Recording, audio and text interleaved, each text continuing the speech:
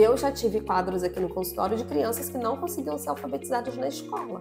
Veio para o consultório com 3 meses foram alfabetizados. Até porque a gente no consultório, a gente recebe quadros de crianças com dificuldade de aprendizagem e de transtornos de aprendizagem. Então, quando a gente avalia um quadro que tenha ali um transtorno de aprendizagem, não tem como esse diagnóstico vir no início. Vocês estão entendendo que é importante a gente avaliar até para poder intervir para essa criança avançar, porque a gente tem a janela de aprendizagem, porém a gente não pode entrar com um diagnóstico, com uma hipótese. O psicopedagogo não dá diagnóstico, mas com uma hipótese. Oi pessoal, sejam muito bem-vindos ao canal do Psico Praticando. Eu sou Priscila Figueiredo, psicopedagoga, neuropsicopedagoga, e estou aqui para conversar um pouquinho mais com vocês sobre avaliação psicopedagógica. E no nosso vídeo de hoje a gente vai falar sobre avaliação psicopedagógica nos quadros de dificuldade no processo de alfabetização. Sim. Por que eu pensei nesse vídeo, gente? Porque são quadros recorrentes no consultório. A gente tem muitas demandas no consultório e se eu fosse listar assim, um top 3, a dificuldade no processo de alfabetização estaria ali no 2, ou até mesmo no primeiro lugar em determinados períodos do ano, enfim. Depende muito dos pacientes que a gente recebe, das escolas que a gente tem parceria. Então, por exemplo, eu tenho parceria com algumas escolas que costumam encaminhar os pacientes ainda em processo de alfabetização, outras não, enfim. Então, mas geralmente, até mesmo os pais procuram, assim, esse tipo de avaliação, porque o processo de alfabetização, ele é um processo muito importante na vida de uma criança, que vai acarretar, caso não seja consolidado adequadamente, caso não seja trabalhado com aquela criança, vai acarretar várias dificuldades ali no futuro, não é verdade? Porque são crianças que chegam ali no 3º, no 4º, no 5º ano, sem saber ler adequadamente, compreender o texto, escrever corretamente, porque houve falhas ali naquele processo. Então, por isso que é um quadro muito recorrente. E aí eu listei alguns tópicos para a gente conversar hoje, tá?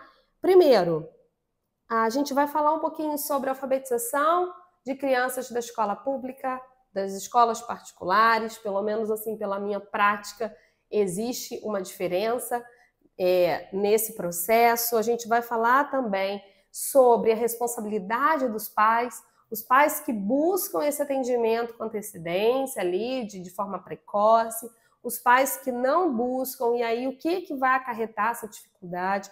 A gente vai falar também sobre o que avaliar, tá? O que eu preciso. É claro, não vai dar para detalhar, mas a gente pelo menos vai falar ali desses aspectos gerais. Vamos falar também sobre o que considerar na nossa avaliação e também vamos conversar sobre descartar a hipótese, tá bom? Então eu listei aqui alguns tópicos para a gente poder conversar.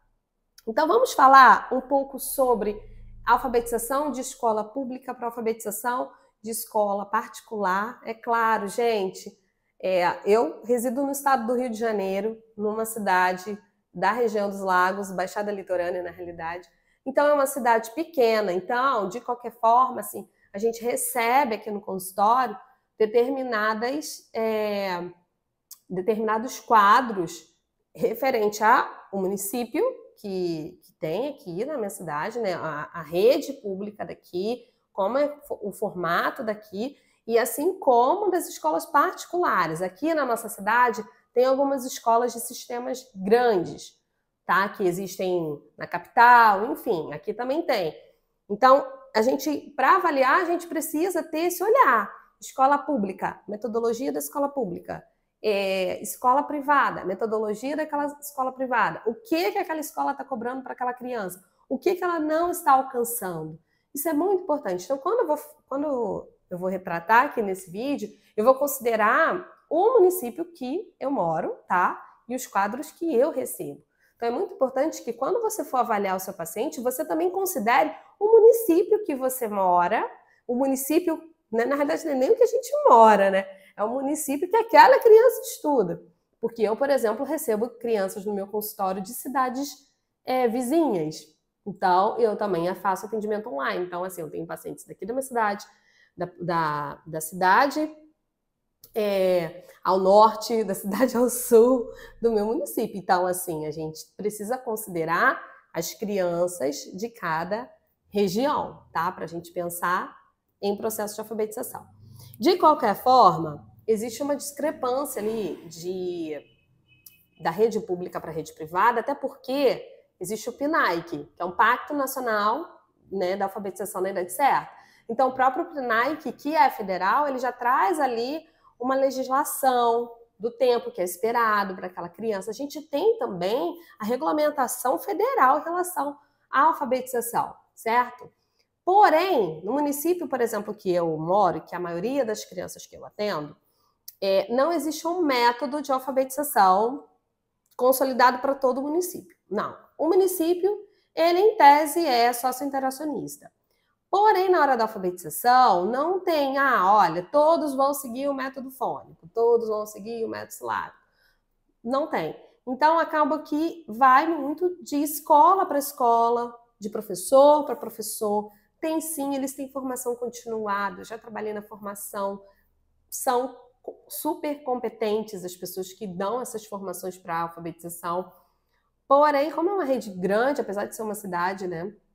Não é uma cidade, não é uma metrópole, porém, a gente é uma cidade, né, com bastantes habitantes, muitas escolas, é complicado ali para dar conta disso, de que todas as escolas sigam um método, certo? Então, quando eu recebo aquele paciente do município, eu preciso avaliar a escola dele. Eu não posso nem considerar que ele só está alocado no município, entendeu?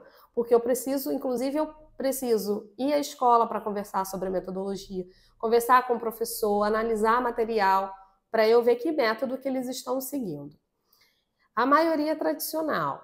Quando a gente vai para a rede pública, pelo menos aqui da rede privada, perdão, aqui da minha cidade, na rede privada, a maioria segue o método fônico. Cientificamente falando, gente, o método fônico ele é comprovado como um método eficaz para os quadros de dificuldade de aprendizagem, de transtorno. Por isso que no consultório, geralmente, a gente trabalha com o método fônico, tá? Porque ele é comprovado para os quadros de dificuldade de transtorno. Se as crianças com dificuldade de transtornos conseguem ser alfabetizados com o método fônico, quando eu pego esse método e abranjo para toda a escola, para todas as turmas, aqueles que não têm dificuldade também vão conseguir avançar. Porque às vezes a gente se depara com pessoas que falam assim, eu fui alfabetizada com método silábico e super bem alfabetizada. Eu, Priscila, fui alfabetizada com método silábico, com 5 anos de idade, porque eu não fiz educação infantil.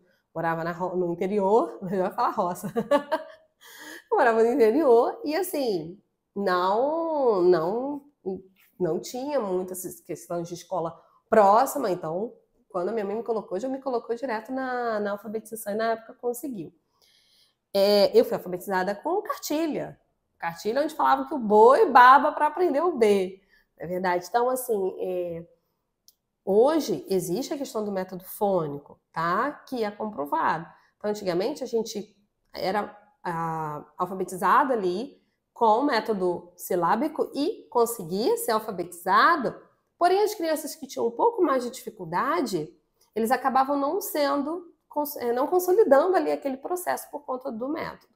Então, assim, gente, lembrando que o objetivo do vídeo não é a gente falar de método que é eficaz e o que não é eficaz. Eu estou dando meu ponto de vista a partir da minha experiência.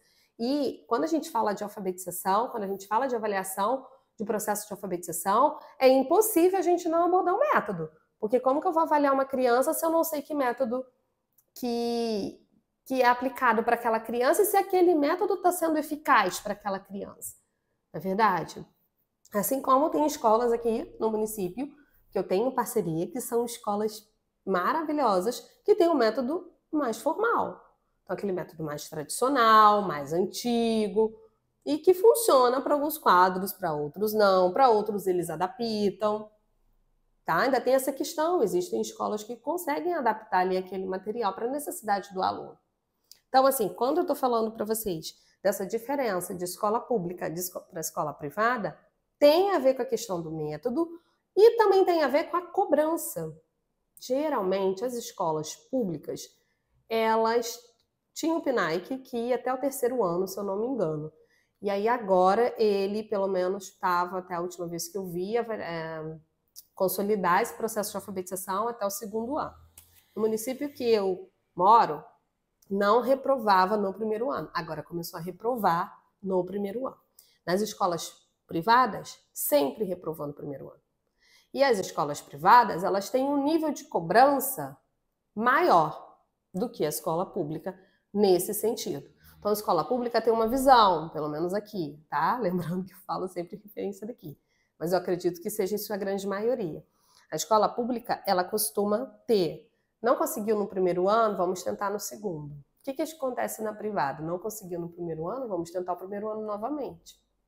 Então, assim, é bem complexo essa questão de aprovação, reprovação e tudo mais. Mas no consultório, quando uma criança, e aí que a gente entra agora no outro tópico, os pais que buscam auxílio ainda no 1º ano.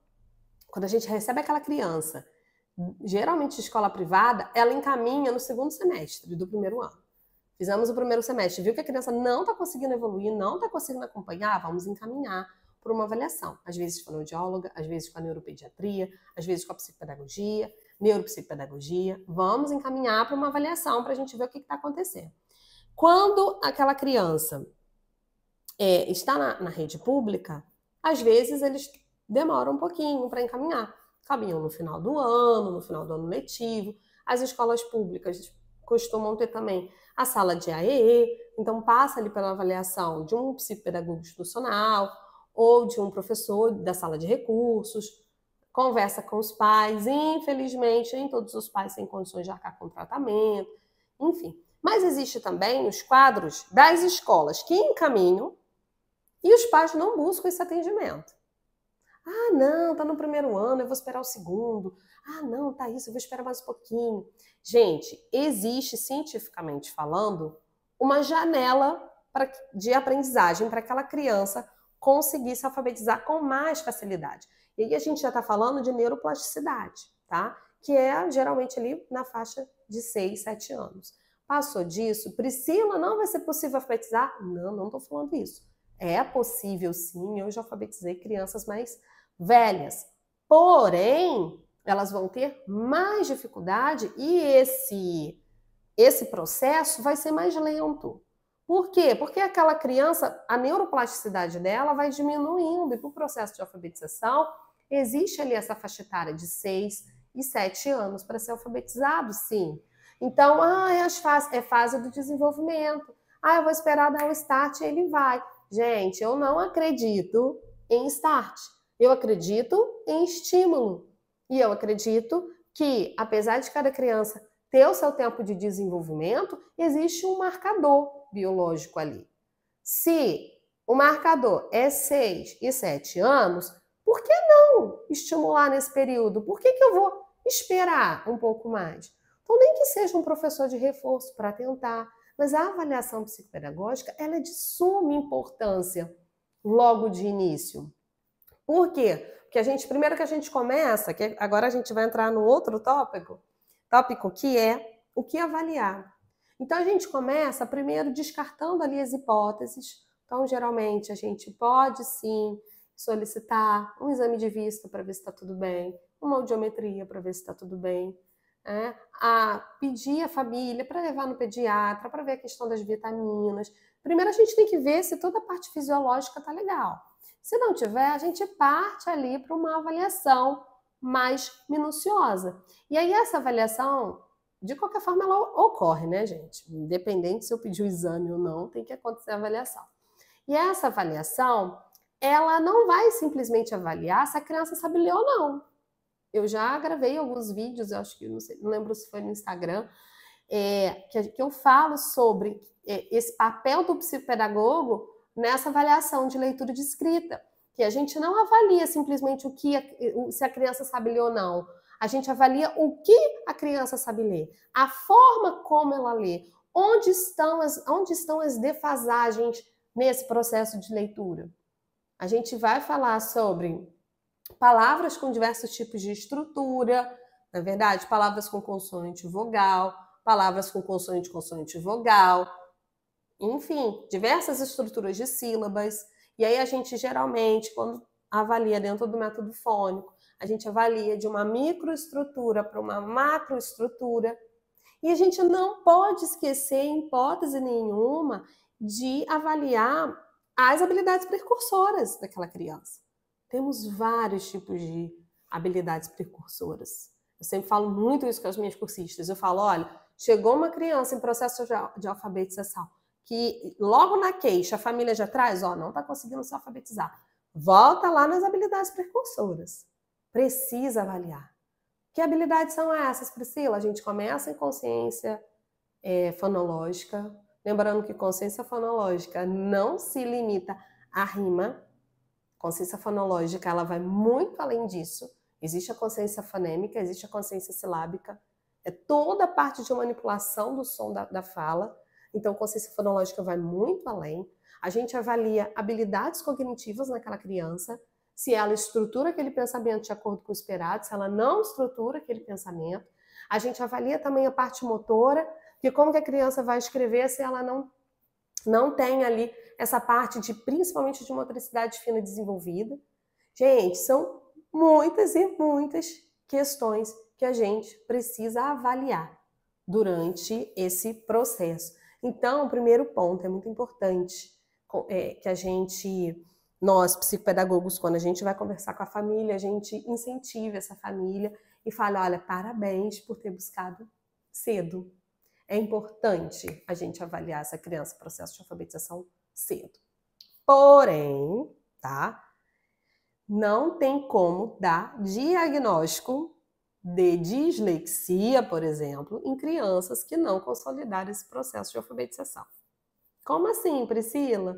Estou fazendo avaliação de uma criança no primeiro ano. É super importante eu fazer avaliação, gente, para eu pensar na intervenção para que ela possa evoluir. Eu já tive quadros aqui no consultório de crianças que não conseguiam ser alfabetizadas na escola. Veio para o consultório com 3 meses foram alfabetizados. Até porque a gente no consultório, a gente recebe quadros de crianças com dificuldade de aprendizagem e de transtorno de aprendizagem. Então, quando a gente avalia um quadro que tenha ali um transtorno de aprendizagem, não tem como esse diagnóstico vir no início. Vocês estão entendendo que é importante a gente avaliar, até para poder intervir para essa criança avançar, porque a gente tem a janela de aprendizagem, porém a gente não pode entrar com um diagnóstico, com uma hipótese. O psicopedagogo não dá diagnóstico, mas com uma hipótese. Como assim, Priscila? Eu não posso chegar para a família e falar, olha, tem muita defasagem. Tem defasagem de habilidades precursoras, tem dificuldade motora, tem isso, tem aquilo. Tá? Apresenta, né, gente? Apresenta isso e aquilo. A minha hipótese é dislexia. Isso para uma criança que está no primeiro ano ainda. Não tem como, não posso. Não posso. Por quê? Porque o próprio DSM ele vai falar que as crianças com transtornos específicos de leitura e de escrita, elas precisam consolidar esse processo. Não consolidar no sentido de crianças com dislexia, obviamente, vão ter dificuldade para serem alfabetizadas. Porém, quando a gente fala de consolidar, é esse próprio tempo. Então, ela precisa passar pelo processo. Ela precisa ter estímulo.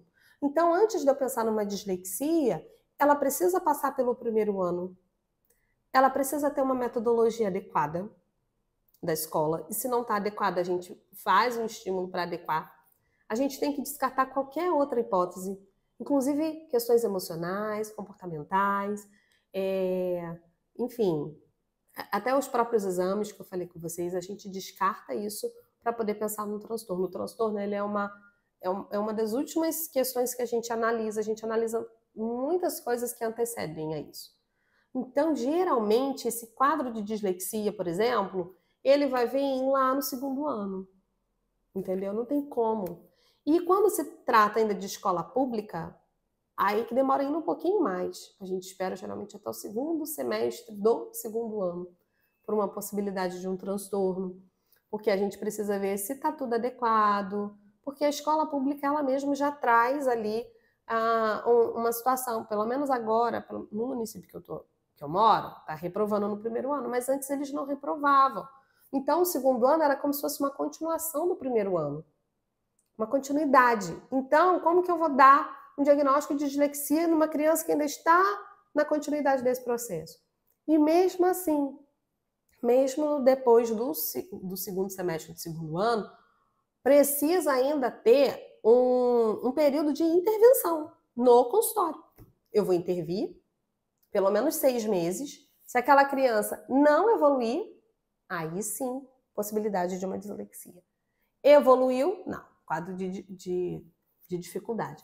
E aí também envolvem, gente, outras questões, porque uma criança, por exemplo, com TDAH, ela pode apresentar dificuldade na leitura e na escrita, por conta do quadro atencional dela.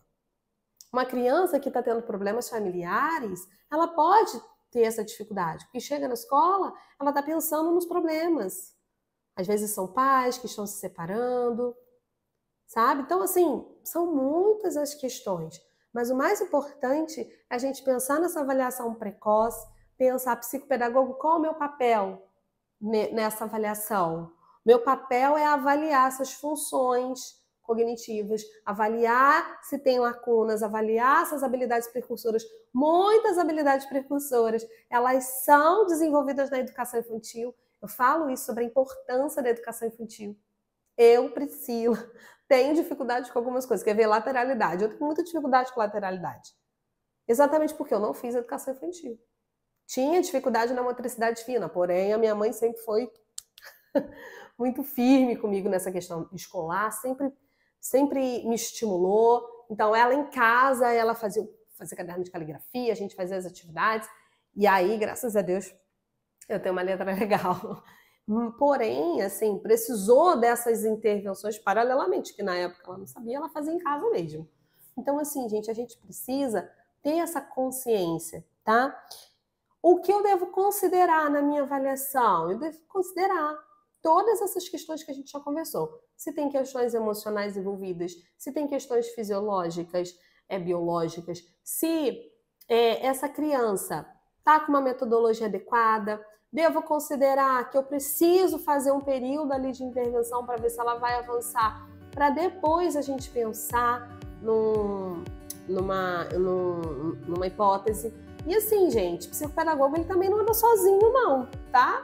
A gente tem ali a equipe multidisciplinar que pode ajudar. Priscila, mas você tem equipe multidisciplinar? Gente, no meu consultório eu atendo sozinha, mas eu tenho colegas de trabalho que eu confio no trabalho delas.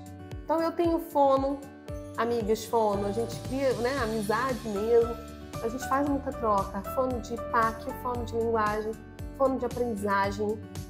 Então, tenho fonos que eu confio na avaliação delas, tenho neuropsicólogas que podem ajudar nesse processo também, neuropediatra, em parceria com neuropediatra, que a gente consegue até auxiliar ainda mais nesse processo, porque elas conseguem pedir exames complementares, como ressonância, tomografia, quando necessário. Elas avaliam também todas essas outras questões de sono.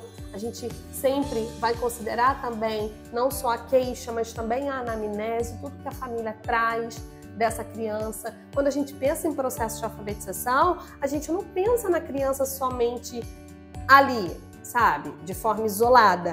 A gente precisa pensar nessa criança, o que ela traz de históricos. E aí a gente tem a parte histórica e ahistórica, na verdade. Então a gente tem que analisar todo o contexto. Temos que ver como que foi a gestação dessa mãe, temos que ver como que foi o parto, se teve pré-natal, se teve alguma outra questão que possa influenciar, se esse quadro de dificuldade já vinha desde lá da educação infantil, se é uma criança que consegue ter uma boa linguagem, se ela se expressa bem, se ela compreende comandos, é muita coisa. Mas é muito importante que a gente tenha esse olhar, sabe? Abranger esse olhar e pensar que dificuldade no processo de alfabetização não é simplesmente o que se a criança sabe ler ou não, tá? Ela vai muito além disso. E eu espero que eu tenha contribuído ainda mais para a prática de vocês. Se vocês têm dúvidas, deixa aqui um comentário, deixa seu like, é muito importante pra gente. Contribua aqui também, eu adoro ler os comentários, responder para vocês. Se tiverem dúvidas, sugestões, tá? Deixa aqui no comentário que vai ser muito importante pra gente poder ter essa troca mesmo e poder ajudá-las ainda mais, tá bom? Tchau, pessoal, até o próximo vídeo.